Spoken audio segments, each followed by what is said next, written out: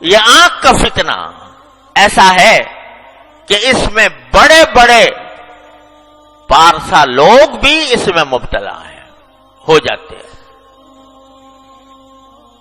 ہر ایک شخص اپنے گریبان میں منہ ڈال کے دیکھ لے کہ میں آنکھ کا صحیح استعمال کر رہا ہوں، برا غلط کر رہا ہوں، تو نظر آئے گا کہ پتہ نہیں کس طرح، خاص طور سے جو آج کل یہ اسمارٹ فون کا سلسلہ شروع ہو گیا ہے، تو اس نے بے حیائی اور آنکھ کے غلط استعمال کا دروازہ چوپٹ کھول دیا۔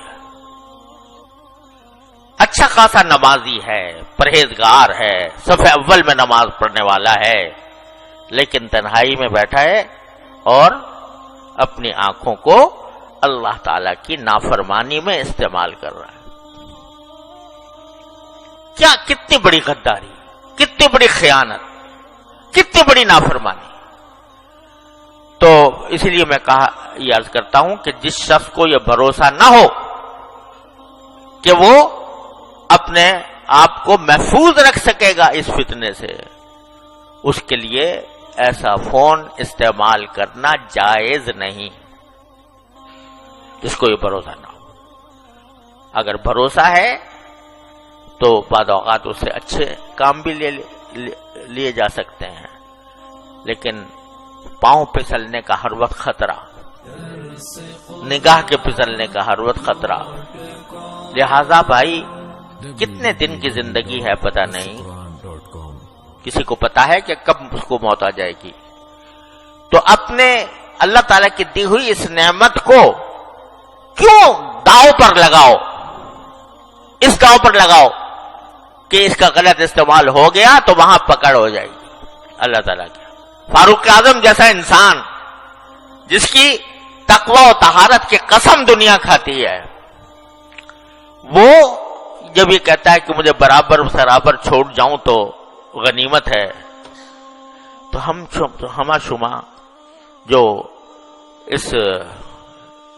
ان قسم کے فتنوں میں مبتلا ہو جاتے ہیں، ان کے دل میں خیال نہیں آتا، ان کے دل میں یہ خوف نہیں ہوتا کہ یہ جو ہم اللہ تعالیٰ کی نعمتوں کا غلط استعمال کر رہے ہیں، ایک دن اس کا حساب دینا ہوگا، ایک دن اللہ تعالیٰ کے سامنے حاضری ہوگی، اور ایک ایک نگاہ جو جس چیز پر ڈالی ہے اس کا حساب مجھے دینا ہوگا۔ تو اللہ تبارک و تعالیٰ اپنے فضل اور بھائی دیکھو، یہی وہ چیز ہے کہ جو انسان سے محنت، مشقت اور اپنے نفس پر زبردستی چاہتی ہے، زبردستی۔ بہت عرصے تک میں بیان کرتا رہا ہوں، یا ایھا الذین آمنوا اتقوا اللہ وجاہدوا فی سبیلہ، کہ تقوی کا راستہ یہ ہے کہ اللہ کے راستے میں محنت کرو۔ کیا محنت کرو؟ کہ نفس کسی طرف بلا رہا ہے، مچل رہا ہے، گناہ کی خواہش دل میں پیدا ہو رہی ہے، اور تم اس خواہش کو زبردستی کر کے دباؤ، یہ ہے مجاہدہ۔ اور اس مجاہدے کے ثمرات یہ ہوتے ہیں، حضرت تھانوی رحمۃ اللہ فرماتے ہیں کہ جتنا انسان اپنے نفس کو، نفسانی خواہشات کو روکتا ہے اللہ کے لیے، اتنا ہی اللہ تعالی سے قرب بڑھتا ہے۔ وَأَمَّا مَنْ خَافَ مَقَامَ رَبِّهِ وَنَهَى النَّفْسَ عَنِ الْهَوَىٰ فَإِنَّ الْجَنَّةَ هِيَ الْمَأْوَىٰ، جو اپنی خواہشات کو اللہ کے لیے روکتا ہے، دل تو مچل رہا ہے، بہت بے شک مچل رہا ہے، نفس بھی آمادہ کر رہا ہے، شیطان بھی آمادہ کر رہا ہے، لیکن مجھے یہ اللہ تعالیٰ کے سامنے جواب دینا ہے، اپنی ایک ایک نظر کا جواب دینا ہے۔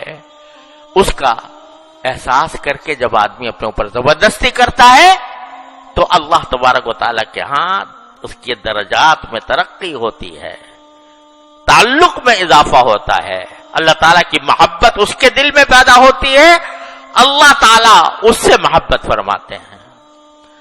تو میرے بھائیوں اور بہنوں، اللہ تبارک و تعالیٰ کی نعمتوں کا پہلے تو احساس کرو، کثرت سے سوچا کرو کیا کیا نعمت مجھے ملی ہوئی ہے، اور اس نعمت کو صحیح استعمال کرنے کے لیے اپنے نفس کو زبردستی، اپنے اس پر زبردستی کرو، اور اس کی نافرمانی میں استعمال کرنے سے اپنے آپ پر زبردستی کر کے بچاؤ۔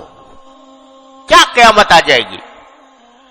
ایک تو تنہائی کے اندر بیٹھے ہوئے دیکھ رہے ہو کچھ، اگر فرض کرو سمجھو کہ اس وقت تمہارا کوئی باپ آ جائے، تمہاری ماں آ جائے، تمہاری بہن آ جائے، تمہاری استاد آ جائے، کیا پھر بھی تمہارا دل مچلتا رہے گا؟ کیا پھر بھی وہ خواہش جو دل کی ہے وہ اسی درجے میں برقرار رہے گی؟ فوراً بند کر دو گے۔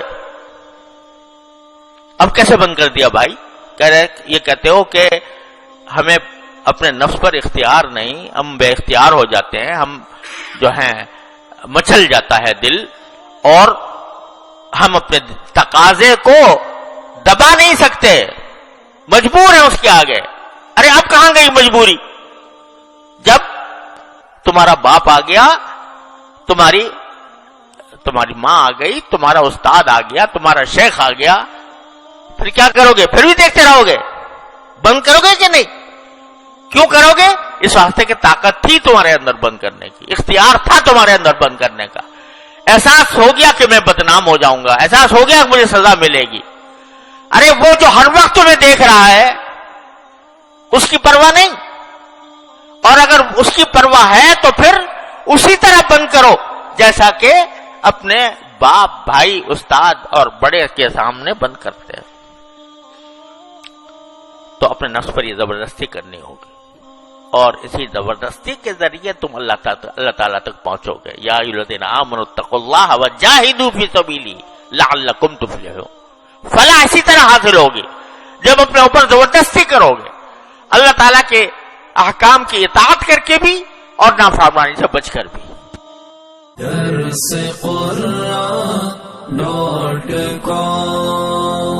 www.darsequran.com